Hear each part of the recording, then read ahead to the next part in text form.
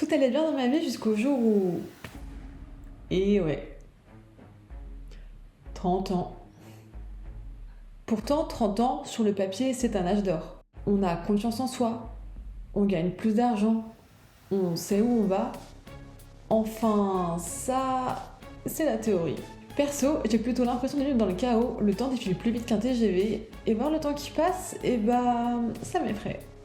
Alors après une énième nuit à cogiter sur le sens de la vie, je me suis demandé pourquoi le temps passe si vite. Il y aurait plusieurs explications.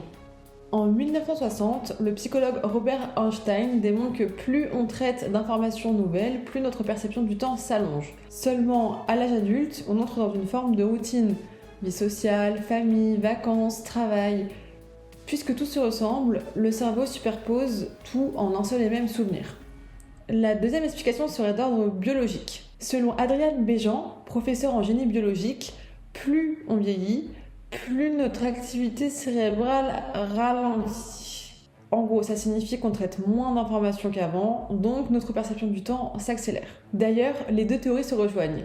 D'un côté, le cerveau est plus lent, il traite moins d'informations, de l'autre, nous vivons moins de choses nouvelles, donc dans tous les cas, notre perception du temps s'accélère. Ok, donc ça, c'est un premier pas. Mais ça m'amène à une autre question. Peut-on ralentir le temps ? Eh bien oui et non. Il y aurait deux types de temps. Le temps objectif, celui de l'horloge, celui-là on peut pas y faire grand-chose, et le temps subjectif, notre perception du temps. Et notre perception du temps, on peut la transformer. D'abord en cassant le rythme du quotidien, par exemple en changeant de trajet pour aller au travail, ou bien en troquant la soirée télé du vendredi soir pour une soirée entre potes. Ensuite, en étant vraiment présent, parce que vivre des choses, c'est bien, encore faut-il s'en souvenir.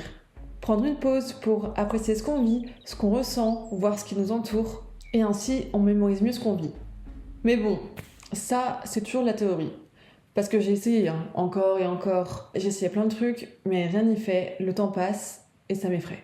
Alors je me demande, et si le problème, c'était pas vraiment le temps qui passe ? Au fond, 30 ans, c'est pas vraiment le problème. C'est plutôt que les j'ai toute la vie devant moi se transforment en faudrait peut-être se bouger les fesses. J'ai l'impression d'être à un croisement.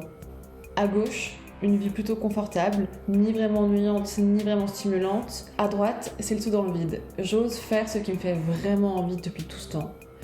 Et ça implique des changements. Et le changement, ça fait peur. La vraie question à me poser, c'est plutôt, est-ce que j'aurais le courage de suivre mes rêves ?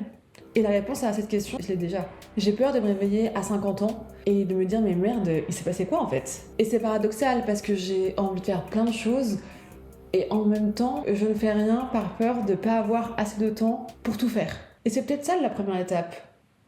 Sortir de la paralysie. Ok, plan d'action sur 30 jours. Étape 1, lister tout ce qui me fait envie. Étape 2, choisir une chose et une seule pour les 30 prochains jours. Étape 3, faire le premier pas. Je crois que c'est ce que je suis en train de faire. Étape 4, faire les 30 suivants. Si vous voulez, on essaie ensemble et on se retrouve dans un mois pour voir ce que ça a donné. À bientôt!